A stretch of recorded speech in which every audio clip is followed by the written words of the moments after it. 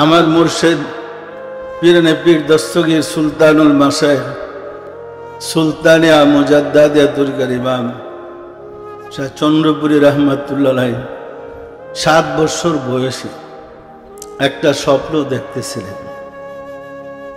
তিনি বলেন, আমি নদীর পাড়ে একটা বট গাছের নিচে বসে আছি।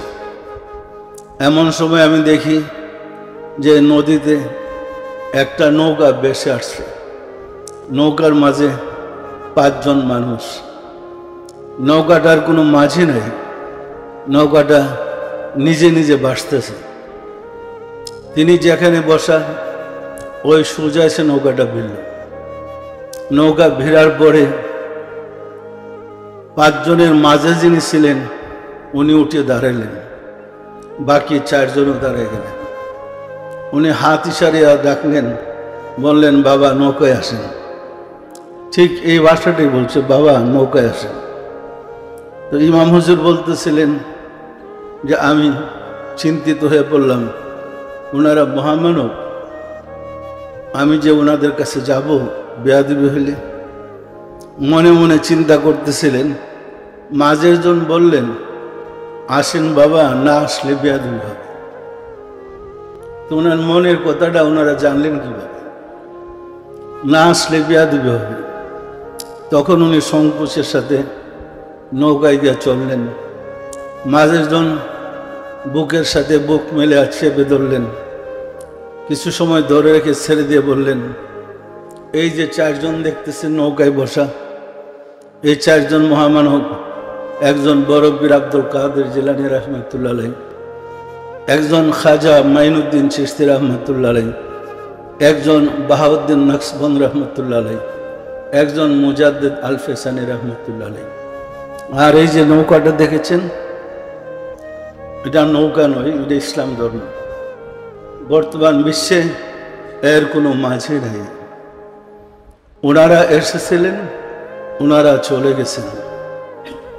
নিজের পরিচয় দিয়ে বললেন, আমি হযরত ইমাম মেহেদী আলাইহিস সালাম, আমার আসার সময় এখনো হয় নাই।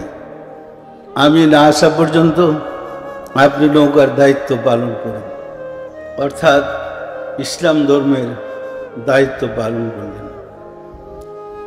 এই নির্দেশ দেওয়ার পর থেকেই 7 বছর বয়সে উনি একটু বেখুদি হয়ে যান।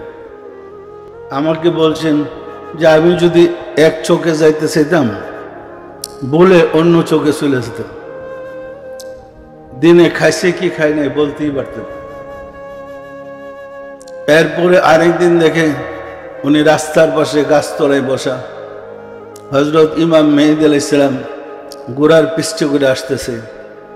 তো ওনার কাছে আসার একটু আগে, তো 50 গজ দূরে থাকতে উনি ঘোড়ার পিঠ থেকে নামলেন।